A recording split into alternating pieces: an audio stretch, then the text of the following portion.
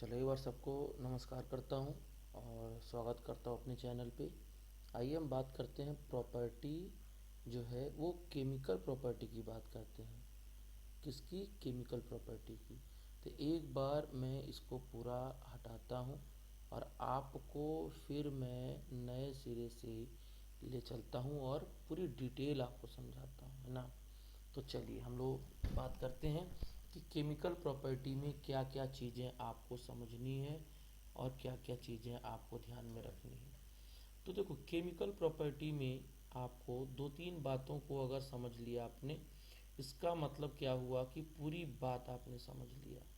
ठीक है, तो उसी चीज़ को मैं आपको समझा रहा हूँ। देखो, यहाँ पे जो है, यहाँ पे जो है, जो H2 होता है, हाइड्रोजन जो होता है, वो हाइड्रोजन तीन तरह का ऑक्सीडेशन नंबर शो करता है। एक तो शो करेगा आपका मैक्सिमम ऑक्सीडेशन नंबर, मैक्सिमम, और एक जो शो करता है वो आपका मिनिमम ऑक्सीडेशन नंबर को शो करता है, मिनिमम ऑक्सीडेशन स्टेट को शो करता है।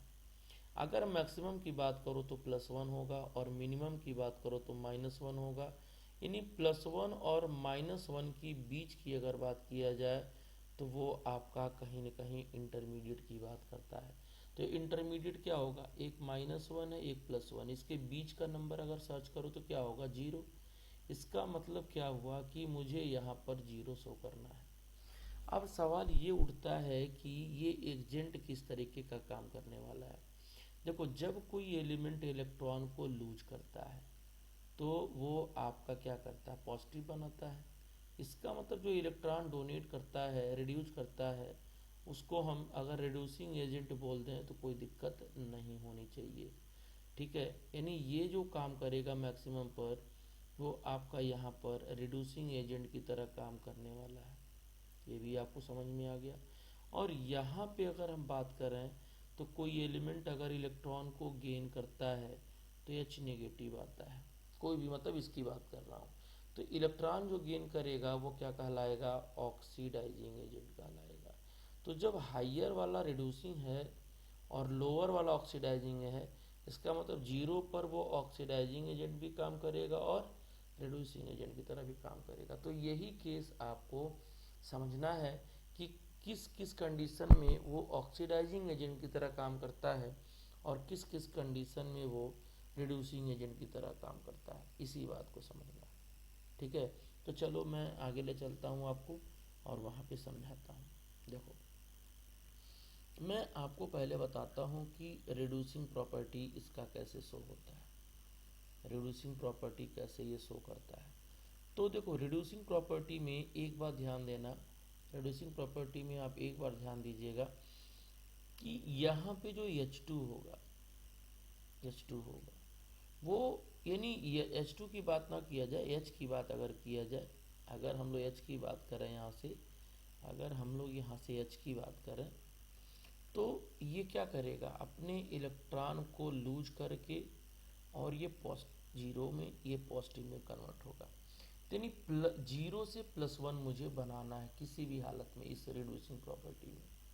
ठीक है, अब देखो, मेटल मेटल ऑक्साइड मुझे लेना है और उसके साथ क्या ऐड करना है? H2।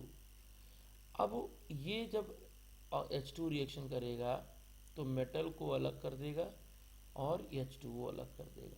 अब सवाल ये उठता है कि जो मेटल है वो मेटल कहाँ मिलेगा? ये मेटल मिलेगा below the hydrogen hydrogen in electrochemical series. ये नीचे होना चाहिए हाइड्रोजन। जैसे मान लो कि अगर आप कॉपर ऑक्साइड ले लो और H2 को आप रिएक्शन करा रहे हो हीट करके, तो क्या करेगा? ये करेगा क्या? ये करेगा, यहाँ से ये दोनों निकल जाएंगे तो Cu और H2O बना लेगा। तो देखो, यहाँ पे 0 है और ये क्या है? +1 है।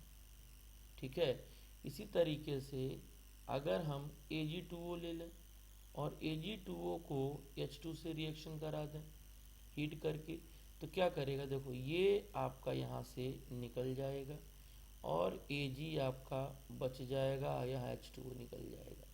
तो आप क्या देख रहे हो? ये 0 से क्या बना लिया? +1। इसका मतलब जीरो से जो +1 बन रहा हो तो रहा ऑक्सीडेशन, इलेक्ट्रॉन लूज कर रहा, लेकिन यहाँ पे जो होगा वो जो एजेंट होगा वो कौन सा एजेंट की तरह काम करेगा, वो रिड्यूसिंग एजेंट की तरह काम करेगा। ठीक है, तो ये कहानी है। इसी तरीके से अगर हम दूसरे की बात करें, अगर दूसरे एग्जाम्पल की बात कर लें तो देखो यहाँ पे देखो एक और एग्जाम्पल बात कर लो। अगर आपका Al2O3 है, Al2O3 और आप क्या डाल रहे हो, H2 डाल रहे हो, इसमें डालोगे तो क्या बनाएगा, ये टूट के निकल जाएगा क्या, नहीं। क्यों, क्योंकि ये रिएक्शन देगा ही नहीं बेटा। क्यों नहीं देगा, ये ध्यान से सुनने वाली बात है। ये जो एल्युमिनियम है वो हाइड्रोजन से ऊपर होता है, ये एबव द हाइड्रोजन होता है, इसीलिए वो रिएक्शन करने को तैयार नहीं होता है।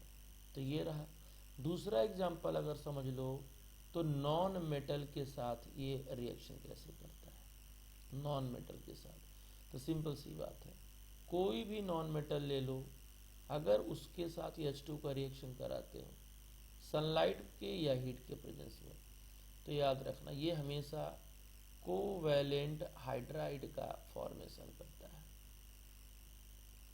किसका, covalent hydride of non metal. अब इसी चीज को समझो, यहाँ पे देखो, जैसे मान लो कि हम लोग एग्जाम्पल के तौर पे क्या ले लें, अगर हम N2 ले लें और यहाँ पर 3H2 ले लें, और आप जानते हो हैबर प्रोसेस, आयरन और मॉलिब्डेनम लिया जाता है। यहाँ मॉलिब्डेनम प्रमोटर का काम करता है और आयरन कैटालिस्ट का काम करता है, और यहाँ पे 450 डिग्री सेल्सियस पे हीट किया जाता है। तो क्या बना देगा, ये 2NH3 का फॉर्मेशन कर देगा, अमोनिया गैस बन जाएगा। ये तो पहला रहा। इसी तरीके से अगर हम लोग यहाँ पर H2 का रिएक्शन हाफ O2 से करा दें, और खुद से तो करेगा नहीं, यहाँ पे इलेक्ट्रिक आर्क प्रोवाइड करता है, या आप कह सकते हो कि 110 डिग्री के आसपास हीट कर दो, क्या बनाएगा, H2O। यानी ये जीरो से क्या बन गया, +1 बन गया। इसी तरीके से अगर हम एक और बात कर लें, यहाँ पर एक और बात कर लें, जैसे आप जानते हो कि H2 जब Cl2 से रिएक्शन करता है किसके प्रेजेंस में, सनलाइट के, तो ये आपका HCl बनाता है। ये देखो ये +1 है, ये 0 है, तो अपने खुद को ये क्या कर रहा है, रिड्यूस कर रहा है। तो ये रिड्यूसिंग प्रॉपर्टी कुछ आपको मैंने समझा दिया।